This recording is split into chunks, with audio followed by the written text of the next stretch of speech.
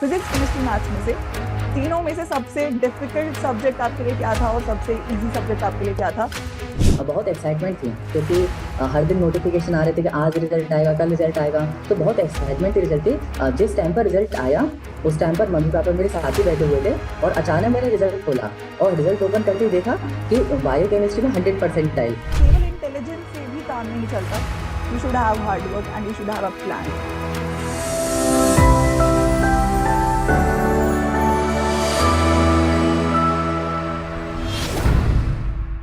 Hi everyone, तो आज हम शुरुआत करते हैं एक ऐसी वीडियो की जिससे आई थिंक बहुत सारे बच्चे जो हमारे साथ आगे सीयूटी का एग्जाम देने जा रहे हैं उनको एक प्रॉपर जो पाथ है वो मिल सकता है। क्योंकि so we have a student जिसका नाम है आकाश शर्मा, और पर्टिकुलरली मैं बात करूँ तो साइंस स्ट्रीम की वो स्टूडेंट है एंड सीयूईटी में आई थिंक उन्होंने कोई कसर नहीं छोड़ी।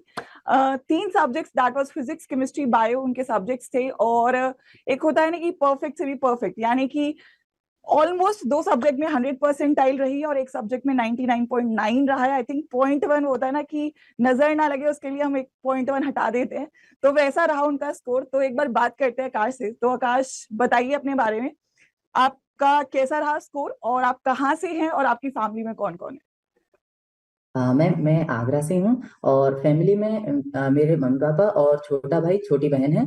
भाई अभी 9th क्लास में, बहन 11th क्लास में है। 10th के बाद फिर आप 11th में आए और 11th में आपने साइंस स्ट्रीम चुनी, तो कोई पर्टिकुलर रीजन साइंस में जाने का ऐसा आपने हाँ, मतलब? मैंने 7th क्लास में सोच लिया था कि मेरे को डॉक्टर बनना है। और अच्छा, फैमिली में मेरे कोई बैकग्राउंड नहीं था डॉक्टर का। तो मेरे का हमेशा से था कि एक अच्छा डॉक्टर बनना है, इसलिए बायोलॉजी मेरा पहले से डिसाइडेड था। Great, yes. तो मतलब अगर मैं जैसे सीयूटी की बात करूं तो सीयूटी के बारे में आपको एज एग्जाम कब पता चला? 11th क्लासेस में। 11th क्लास से आपको पता चल गया था कि सीयूटी का एग्जाम है जो कि मैं दूंगा? ठीक है, तो अगर मैं सीयूटी की बात करूं तो सीयूटी कैसा एग्जाम है? क्योंकि अगर मैं जेई नीट और सीयूटी तीन एग्जाम रहते हैं साइंस वाले बच्चे के दिमाग में, तो जेई नीट में बेसिक डिफरेंस और सीयूटी से यह है कि आपकी 11th जो है वो सीयूटी में नहीं आएगी और जेई नीट में आती है। तो हाँ। एज अ स्टूडेंट जब आप सीयूटी का एग्जाम आपने दिया भी और आपने आई थिंक, एक बार आप अपना स्कोर भी बच्चों को बता दो कि सीयूटी में आपका स्कोर क्या था ताकि हम उस पर्सपेक्टिव से ही चीजों को आगे लेके चल सके। सीवीटी में बेसिकली मैंने फिजिक्स अपने केमिस्ट्री और बायोलॉजी में 100% स्कोर किया और फिजिक्स में 99.96% आई। राइट, तो आई थिंक पता चल रहा है कि फिजिक्स केमिस्ट्री बायो तीनों के धुरंधर है हमारे साथ। तो मैं यही बोलना चाह रही हूँ कि सीयूईटी में एक ऐसा कौन सा एक एडेड एडवांटेज आपको लगा कि यार 11th नहीं है तो क्या मतलब कुछ अच्छा था, कुछ आसान है सीयूटी करना in comparison to JEE NEET, या मतलब कि 12th ही बहुत स्ट्रॉन्ग करनी पड़ेगी? मतलब एक, मैं अगर कंपैरिजन करूँ एक बच्चे के लिए, अगर दो टाइप के बच्चे हैं, एक बच्चा वो है जो केवल सीयूटी की तैयारी कर रहा है और एक बच्चा वो है जो जेई नीट और सीयूटी की तैयारी कर रहा है, तो दोनों के पर्सपेक्टिव से आपको क्या डिफरेंस लगता है कि मतलब क्या डिफरेंस है सीयूटी और JEE NEET exam? Ma'am basically अगर हम जेई और नीट की बात करते हैं तो उसमें एक तो हमारा बेसिक जो कंसेप्ट होते हैं 11th 12th के पूरे 100% होने चाहिए। सीवीटी में भी ऐसा नहीं कह सकते हम कि केवल 12th अगर हमने अच्छी तरह से कर रखी है तो उसमें अच्छा स्कोर कर सकते हैं, क्योंकि 12th में भी जैसे काफी टॉपिक होते हैं। जैसे हम ऑर्गेनिक केमिस्ट्री लेते हैं तो एग्जैक्टली, अगर किसी को जीएसटी नहीं आती 11th की तो 12th में केमिस्ट्री समझ में नहीं आएगी। वो इसी रखना तरह से पड़ेगा। अगर थर्मोडायनेमिक्स नहीं आती तो भी काफी टॉपिक समझ नहीं आएंगे। तो 11th तो बेसिक हमारा फंडामेंटल होता ही है। 11th करना चाहिए। हाँ, एक बात है, अगर 11th थोड़ा वीक है तो 12th अच्छी तरह से करके सीयूटी में अच्छा स्कोर लाया जा सकता है। सीयूईटी की तैयारी आपने कब से शुरू करी और आपका क्या बोर्ड्स भी था इसी दौरान, बोर्ड्स का एग्जाम भी था? हाँ, बोर्ड्स के एग्जाम मेरे इसी ईयर हुए हैं 12th में, और मेरे बोर्ड्स में 96.8% बनी है। तो बोर्ड्स पे आपने एकदम अलग ही आग लगा दी थी। क्योंकि इस बार मैंने पता ये भी देखा था कि इस बार बच्चों के बोर्ड्स में भी नंबर कम आए थे कहीं ना कहीं। मतलब वैसे तो सीयूटी में भी बच्चों के नंबर कम आए, लेकिन वो होता है ना जो मेहनत करता है उसको आई थिंक बहानों की जरूरत नहीं होती। क्योंकि देखो नॉर्मलाइजेशन से साइंस में बहुत सारे स्कोर्स कम हुए थे बच्चों के, साइंस में पर्टिकुलरली मैं बात करूँ, लेकिन still we have an example कि नॉर्मलाइजेशन के बावजूद आपका जो स्कोर है वो रहा है।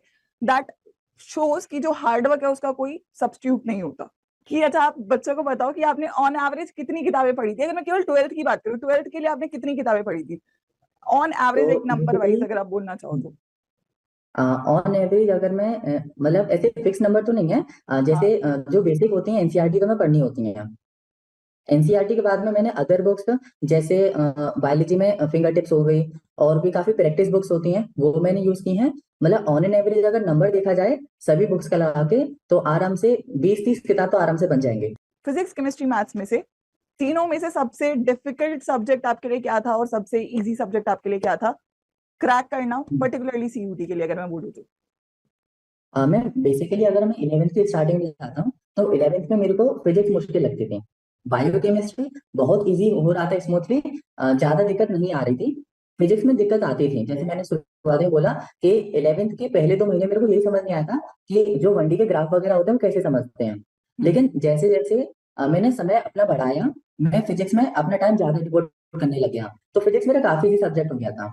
मतलब I use to teach physics in my school. मैं अपने स्कूल में अपने दोस्तों को फिजिक्स पढ़ाने लग गया था। इतना अच्छा हो गया था? हाँ, फिजिक्स इतना अच्छा हो गया था। एंड मैं रोजाना लगभग फिजिक्स में 100 से 150 क्वेश्चन की प्रैक्टिस करता था, इसलिए फिजिक्स मेरा काफी अच्छा हो गया था। अच्छा, मतलब बेसिकली आपने क्या किया, जो आपकी कमजोरी थी उसको आपने अपना स्ट्रेंथ बना लिया। जैसे एग्जाम वाले दिन की मैं, हालांकि मैं इसके बारे में बाद में बात करना चाहती थी, लेकिन मैं अगर पूछूं, जैसे एग्जाम वाले दिन ना क्या होता है कि हम पढ़ लेते हैं, लेकिन एग्जाम वाले दिन किसी बच्चे का एग्जाम बहुत अच्छा हो जाता है, किसी बच्चे का एग्जाम हम्म। उस दिन वो नर्वस हो जाता है, वो अच्छा नहीं कर पाता है, या मतलब हम बोलते हैं ना कि एग्जाम वाले दिन हमारा लक काम कर रहा है या नहीं कर रहा। तो व्हाट डू यू थिंक कि अगर आपने हार्ड वर्क बहुत करा हुआ है, आपने मतलब इतना प्रैक्टिस, इतना रिवीजन कर रखा है, तो क्या उस एग्जाम एंजाइटी को आप ओवरकम कर सकते हो, या एग्जाम एंजाइटी को ओवरकम करने का क्या तरीका हो सकता है? मैम, एग्जाम एंजाइटी को ओवरकम करने का यही तरीका होता है। एक तो हमारे रिवीजन नंबर काफी ज्यादा होने चाहिए, क्योंकि अगर हमने रिवीजन काफी कर रखी है, तो हमारे दिमाग में रहेगा ही नहीं कि हम क्वेश्चन नहीं बना पाएंगे। और इसके बाद में हम पहले एग्जाम से पहले कितने एग्जाम देते हैं, कितने प्रैक्टिस पेपर देते हैं, ये भी डिसाइड करता है एग्जाम एंजाइटी को। क्योंकि अगर हमने मॉक टेस्ट ही नहीं दिए पेपर से पहले, या प्रैक्टिस पेपर ही नहीं दिया, तो सिंपल सी बात है, हमें एंजाइटी होगी पेपर वाले दिन। मतलब केवल थ्योरी करना is not enough, you have to practise, and practice के साथ you have to give test series. Test series किसी भी एग्जाम के लिए सबसे ज्यादा इंपॉर्टेंट है, चाहे आप किसी भी एग्जाम की हम्म। तैयारी कर रहे हो। और जो मुझे लगता है आज की जो जनरेशन है उसमें सबसे बड़ी दिक्कत है वो है डिस्ट्रैक्शंस। तो क्या हम्म। आपकी जो जर्नी थी, आपकी जो प्रिपरेशन फेज था, उसमें आपको डिस्ट्रैक्शंस आपने फेस करी, और अगर फेस करी तो उनको आपने ओवरकम कैसे करा? मैम, जैसे 11th की स्टार्टिंग में तो मेरे को कोई डिस्ट्रैक्शंस नहीं थी, मतलब नॉर्मल अपनी प्रिपरेशन कर रहा था। हाँ, एक टाइम आया था 11th में, सितंबर टाइम में आया था, जिसमें थोड़ा मैं डिस्ट्रैक्ट हो गया था। मतलब थोड़ा बहुत हुआ था, लेकिन वो मैं ओवरकम कर लिया था, 10 से 15 दिनों में उसे ओवरकम कर लिया था। और 11th से उसके बाद में जब तक मेरा पेपर नहीं हुआ, मैंने एक भी मूवी तक नहीं देखी। तो मतलब ये बताओ, डिस्ट्रैक्शन कौन सी वाली थी आपकी? सोशल मीडिया वाली थी, यूट्यूब वाली थी, या गेमिंग वाली थी, या किस किस्म की डिस्ट्रैक्शन आप फेस करते थे? जैसे होता है ना कि बच्चों को वो एडिक्टेड हो जाते हैं, क्योंकि जब तुम एक बार शॉर्ट्स देखते हो या रील्स देखते हो तो तुम देखते देखते रह जाते हो, गेम खेलते हो तो खेलते ही रह जाते हो, सीरीज देखते हो तो देखते ही रह जाते हो। कहीं ना कहीं मतलब मन को खुशी मिलती है वो करके।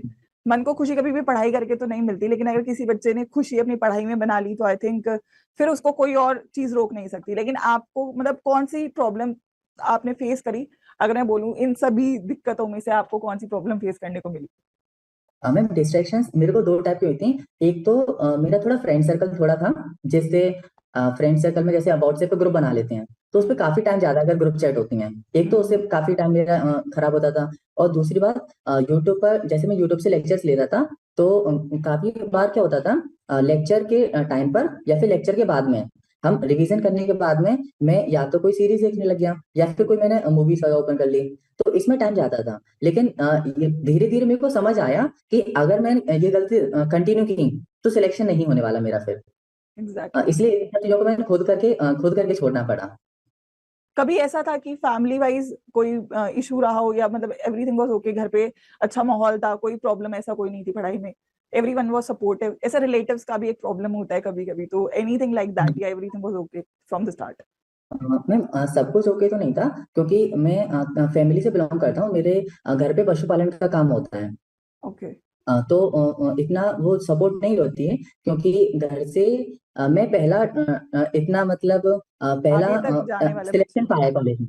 पहला बहुत सबसे आगे जाने वाले बच्चा हूँ।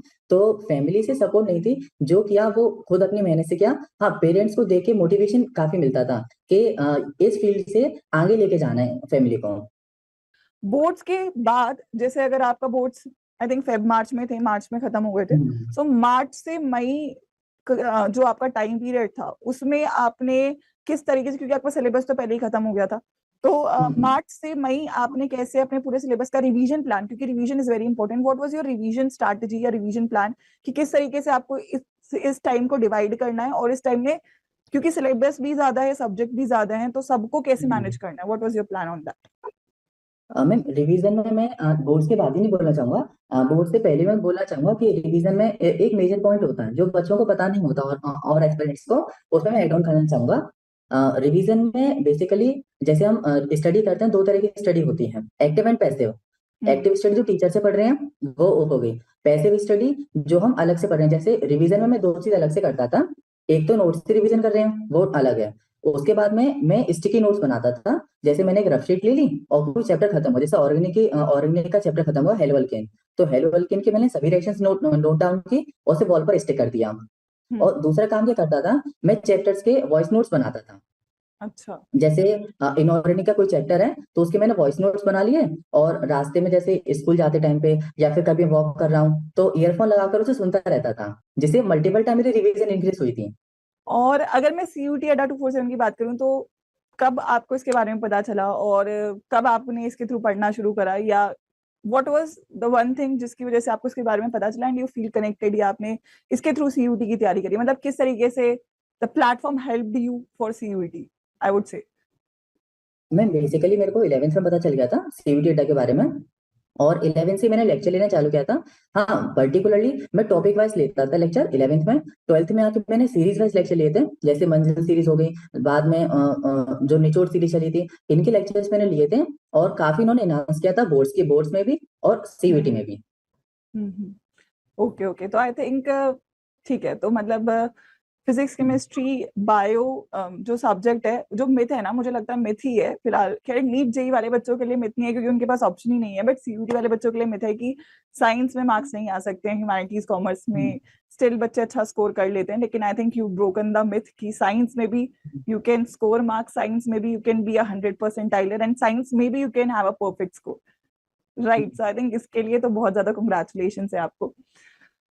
लास्टली मैं एक चीज और पूछूंगी आपसे कि जो एग्जाम वाला दिन है, उस दिन एक बच्चे का क्या माइंडसेट होना चाहिए, आपका क्या माइंडसेट था जिसकी वजह से जो ये प्रेशर जो चीज होती है ना कि हम भूल रहे हैं चीजें, वो आपने फेस नहीं किया, आपने अपना 100% दिया एग्जाम वाले दिन।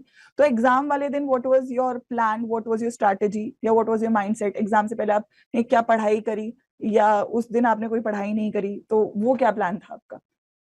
मैम बेसिकली मैंने एग्जाम से, जैसे मेरा 26 मई को पेपर हुआ था सीवीटी का, तो मैंने 24th को पढ़ाई बंद कर दी थी बिल्कुल, कि अच्छा। 25th को बिल्कुल नहीं पढ़ना, पेपर वाले दिन सुबह बिल्कुल नहीं पढ़ना, जस्ट चिल रहना है, जो रिजल्ट आएगा देखा जाएगा, क्योंकि मेहनत की है हमने तो रिजल्ट अच्छा ही आएगा। ये माइंडसेट था। और पेपर वाले दिन भी जिस दिन मैं गया था, तो बाकी बच्चे काफी टेंस थे उस दिन जो सेंटर पे थे, लेकिन मैं काफी बिल्कुल चिल था, मजे से जाकर बैठा, पेपर दिया। और जब मैं पेपर देकर भी आ रहा था तो कॉन्फिडेंस था मेरे को अपने ऊपर कि मेरा स्कोर अच्छा जाने वाला है, मतलब ये तो कंफर्म था बायोकेमिस्ट्री में फुल स्कोर हो जाएगा मेरा। अच्छा, पहले ही पता था आपको कि मैं पूरा ही करके हाँ, आया हूँ? फुल स्कोर जाएगा ये पता था मेरे को।